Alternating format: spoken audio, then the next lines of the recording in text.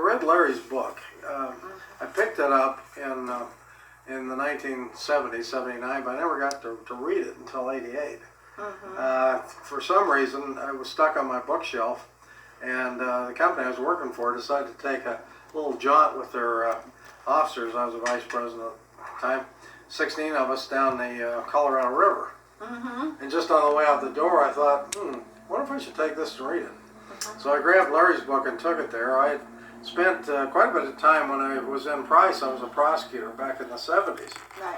And when I had some extra time not prosecuting criminals at the time, I went off in search of Butch Cassidy because I ran into Joyce and Ada Warner, the daughters of Matt Warner, who was one of Butch's very first sidekicks, went to prison and came out, was elected sheriff. Price, down there. Yeah, he was a like constable. Cricket Sheriff. Yeah, well, back in that day, it's like Wyatt Earp, you know, they played both sides of the law, so they figure, the citizens figure, hey, they know where these guys hide out, they probably can do some good. It's true. And they did, you know. They did, yeah. Yeah, and he was actually, Matt Warner was actually approached by Governor Wells, Heber Wells, our first governor in Utah, to try and bring these guys in, you know. And he tried to set up a meeting to bring them in. Anyway, the point was he became a law enforcement guy later, and was quite a character. But I was had spoken to a couple other law enforcement and other people down in Price when I was just a young assistant county attorney, prosecutor in Price in the mid-70s. And among them was Henry Ruggieri, who'd been the old judge. He'd been the DA before that down in that area. And back in his day, the 20s and 30s, he was still around in the 70s, but he was an old man. But back in his day, they actually had to carry a gun, you know, with him on the streets and stuff. People He were had to use threatening it. him. Yeah. Once in a while, he had to use it. Right. You know? It was kind of like the Wild West in Price. It was still pretty wild when I was there in the 70s. Because the mines were running and everything, and it seemed like any outlaw that got himself out of we had one that broke out of a federal prison. They could hide out in the mines by working in the mines. So you know they'd come to Price, Farming County, and many of our murder trials and other things dealt with those people. But at any rate, the point was I met Henry Ruggieri, and he told me he knew Butch both before he went to South America and when he came back.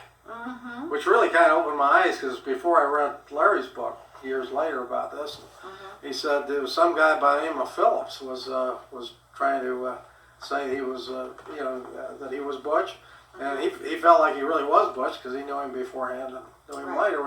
And I guess Phillips was coming around with his wife at the time trying to find out where he'd stashed some of his loot. At least that's what the story was going around Price. And then I met with Charles Ruggieri, who was a relative of Henry's. I think they were cousins. And he'd been the head of the medical association for the whole state of Utah. So these were not, you know, they were pretty good witnesses. And, certainly, they were credible. They had credible witnesses. And being a prosecutor myself, I was very interested in their stories because they seemed to have validity. And Charles Ruggieri told me that he went to... he claimed that he went to Matt Warner's funeral and that Phillips or Butch was there in attendance. You know, stories like that really piqued my interest, and I finally eventually got introduced to Joyce and Ada Warner, the daughters, then living of Matt Warner, and that's where I picked up some photographs. And this is where? This was in Price. Okay. And like Tom McCarty, this is a criminal photograph that was sent out. The McCarty boys, you know, used to be running around with Butch, and then the girlfriend, Josie Bassett and Ann Bassett, they're in these photographs. So I got those from the family, and then eventually my friend Niall Anderson, who owned Beehive Collectors Gallery in Salt Lake, acquired from the Bassett family this gun, which they said was Butch Cassidy's, that he used it at Browns Park area when he was there. When he was just a young boy. When he was up at that Before he went to prison. Yeah. And so the gun's just an old Colt revolver, but no bullets. kind of rusted, no bullets. But it has a heck of a history. So you know, That's why I jumped on it when my friend said he'd acquired it, and I bought that from him probably 30 years ago. Had that for a long, long time. But that was one of Butch's guns he gave to one of his girlfriends there. And of course, we mentioned the Fort Worth 5 photo, and that was a photo that got him in trouble with the law because right. they were braggadocio. Always gets you in trouble, right? That's how they. They knocked over the bank and went amok in Nevada, and they decided they were going to meet together down in Fort Worth, and they bought suits. They split up the money, bought suits, and went and got this photo taken, and it was sent to back to the bank with a note supposedly from Butch saying thanks for the contribution, and the photo went to all of the law enforcement people in North America, and so it was too hot for him and Sundance to remain here, so they took off for South America. Well, we know that story and how they eventually had Percy Siebert he covered for them by saying that those identifying the bodies of the two men, gringos from the United States were shot in that shootout. And a lot of people think the story ends there. I don't. And one of the reasons I don't is that many years ago I got in on a book signing thing with Lula Parker Battinson at BYU.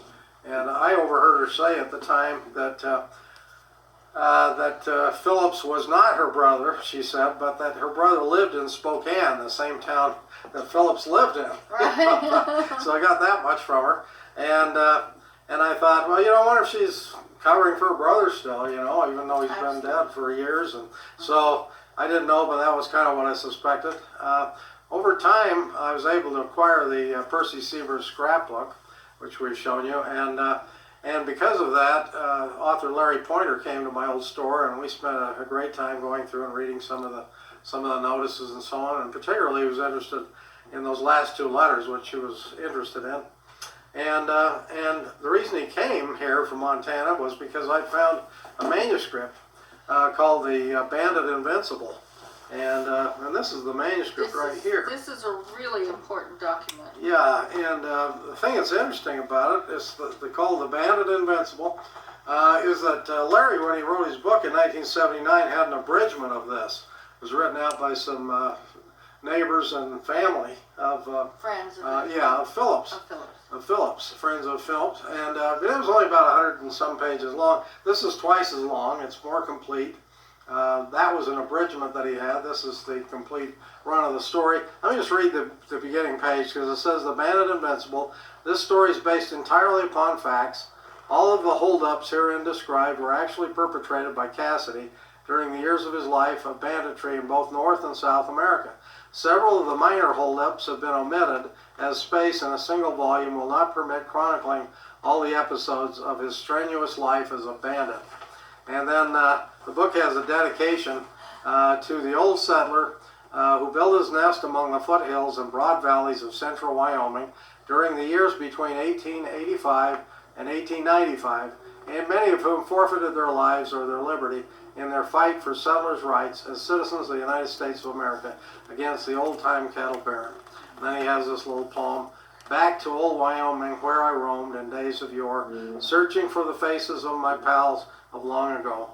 Gone are they forever from the mountains and the dells, where again I'll see them bits the hills I love so well." And that's how it starts, and then it has a forward and goes through a whole book. Big long book talking about all of the hideouts and so on that Butch had. And one of the fun things about it, his wife, Phillips' wife, typed it, but she typed it on Phillips' General Machine Works stationery, and virtually every page is on his stationery. So we know it was Phillips. Yeah, so we know it was Phillips. And what happened was, I heard of this manuscript, of course, reading Larry's book and several others. And just one day, I don't usually get much off the computer, but I got on Abe Books, and I just typed in the Bandit Invincible. And almost immediately, the original manuscript came up for sale. Oh, and I thought, this is amazing. I can't believe this is true. Right. At any rate, I got a hold of the fellow up there. He was an old book dealer from Spokane. And he said that he had acquired it from another old book dealer who had bought it from Cassidy, he claimed, or Phillips, as he went by, wife. And that he paid $50 for it back in the, back about the 1950 period. $50 for it, and he was told that it was really special, and he didn't know much about Butch till the movie came out, and Butch Cassidy and the Sundance Kid in '69. And from then on, he knew it had real value. Well, he had a big price on it, but I was able to negotiate it down slightly. And along with that negotiation, I was able to pick up some handwritten things by Phillips. This was the main one here. It was called Jim Kennedy Prospector. And it was kind of a novel, but we think based on some fact of Cassidy's life, written out by Phillips. And it's all full of handwriting. Here you can see Phillips writing. Right. And I thought the similarities to Butch's two known letters was very close. Have they ever done the comparison with professionals? Yeah, I've done several. In fact, some other handwriting of Phillips showed up for Larry when he was doing his book. There were some letters that I tried to see, but as girlfriend's family wouldn't let me see it, the Bassett family.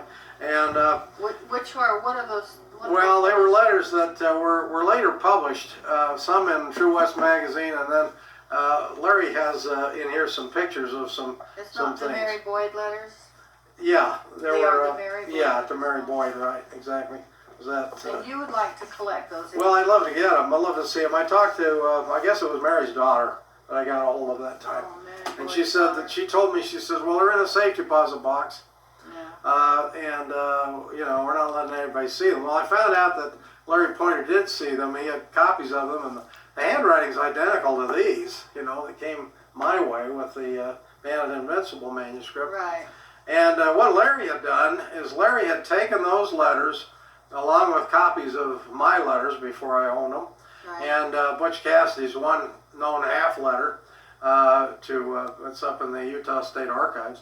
And he'd taken those to the chief forensic examiner, actually forgery person at the Los Angeles Police Department. Oh. And this is back in the 70s when he got copies of them. She declared they were the same handwriting. That is. I've really been trying to great. find her ever since, but Yeah. that's been a lot of years. Right. And so I decided to pursue that first, being a handwriting guy. I started collecting back in the 50s handwriting of famous people. And that's always intrigued me, and I thought that, it's almost like a fingerprint, your handwriting. Exactly. The only problem is, unlike a fingerprint, handwriting does change a bit sometimes over time. Mm-hmm. Some people's handwriting looks the same at the end of the trail as it did when they were first writing. That's very rare. Most people's handwriting changes a little bit. And I could see there were some differences between Phillips' writing and the known Butch Cassidy writing, but not much. And I thought maybe the 25 or so years difference might have had something to do with that. Sure. I took them to another handwriting expert that I had a great deal of respect for to see what his opinion was on them. He looked them over and he says, yes, I can see that there are some real parallels, like the way he makes his E's, and the way he makes his L's, and several other things. But he says, frankly, Brent, there's too many years in between. He says a person's handwriting does change a bit. And even though the Los Angeles police authority said they were the same, he wasn't so certain. He said, it would be better if you could find a DNA fix on them. And so that got me interested when I found out that Marilyn was working with a DNA expert, and that's when we brought these out, because I had handwriting of Butch and handwriting of Phillips. Right. And so we're pretty sure that they were the same, but it's interesting. And then Susanna Ryan is our DNA expert. Mm-hmm. Yeah. She is the most qualified DNA expert west of the Mississippi. She looks young, but she's been doing this for over 20 years. Great. And she helped with the 9/11 out at That's Bodie great. Labs out in Virginia.